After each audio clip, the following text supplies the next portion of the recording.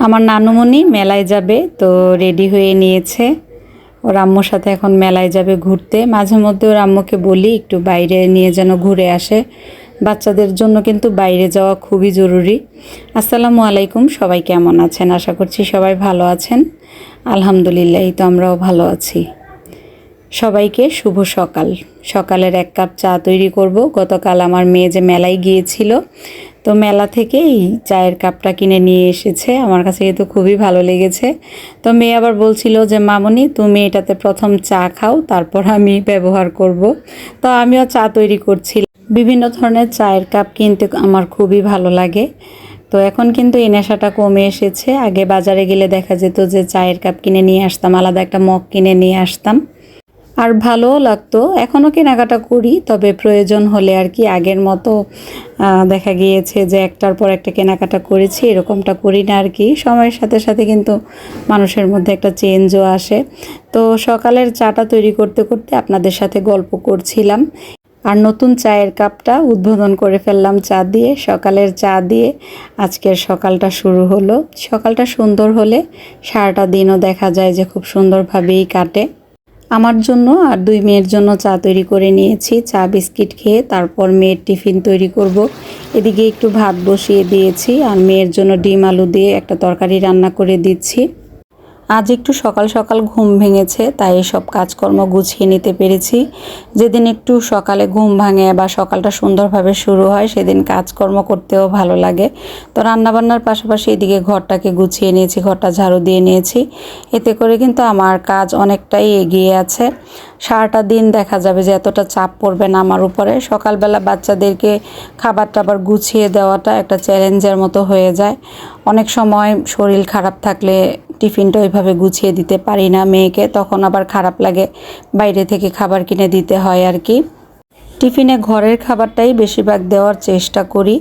বাইরের খাবার বাচ্চারা যেহেতু বাইরে যায়, দেখা যায় খাওয়া হয়ই। তারপরও ঘরের খাবারটা যদি একবেলা থাকে, এতে করে বাচ্চাদের স্বাস্থ্যের জন্য ভালো।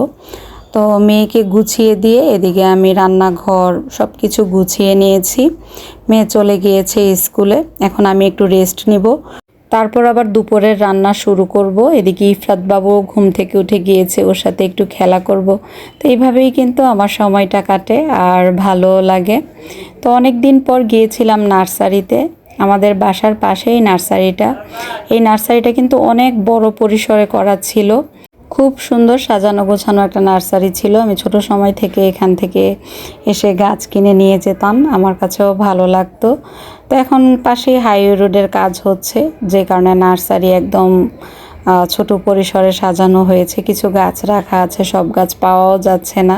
তবে যার নার্সারি এটা, ওনার কিন্তু রুচি আছে। উনি খুব সুন্দর করে গাছগুলো সাজিয়ে গুছিয়ে রাখতো, আমাদের কাছেও ভালো লাগতো। তো আমি কিছু গাছ কিনে নিয়ে এসেছি। গাছের দাম প্রচুর বেশি মনে হচ্ছিল, তো আমি 3টা গাছ কিনে নিয়ে এসেছি। আমি এই রাস্তা ধরে একটু কাজে গিয়েছিলাম, পাশেই নার্সারি ছিল। তো আমাকে কিন্তু গাছ অনেক বেশি টানে, গাছ আমার অনেক পছন্দ। কিছু গাছ না কিনে আমি আসতে পারছিলাম না, আমার মনে হচ্ছিল একদমই আমার কাছে ভালো লাগবে না।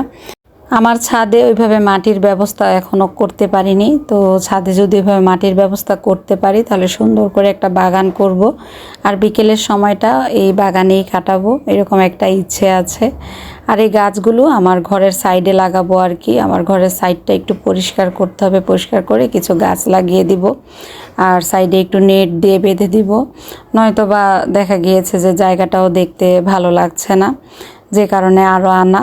আর ছাদে কিছু মাটি উঠাতে পারলে, এবার শীতের মধ্যে ইচ্ছে আছে কিছু সবজি বাগান করার। যদি মাটি উঠাতে পারি, ওইভাবে সুন্দরভাবে গুছাতে পারি, তাহলে সবজি বাগান করব। তা আপনাদের সাথে গল্প করতে করতে রান্না করছিলাম, আর রান্নার পাশাপাশি এদিকে কিছু মরিচ ধনিয়া পাতা নিয়ে এসেছি, সেগুলো গুছাবো। রান্না করতে করতে টুকটাক যে কাজগুলো আছে সেগুলো আমি করে ফেলি।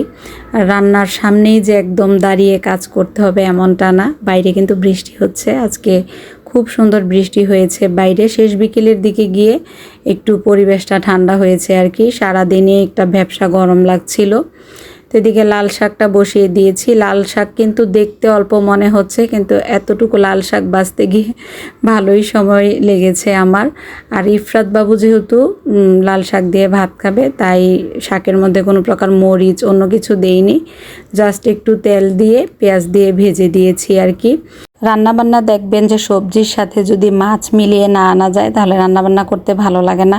এই যে বরবটি দিয়ে একটু চিংড়ি মাছ দিয়ে রান্না করলে বেশি ভালো লাগতো। আর আজকে যে মাছ ভেজেছি, এই পেটির মাছটা আমি খেতে পারি না, আমার কাছে ভালো লাগে না আর কি।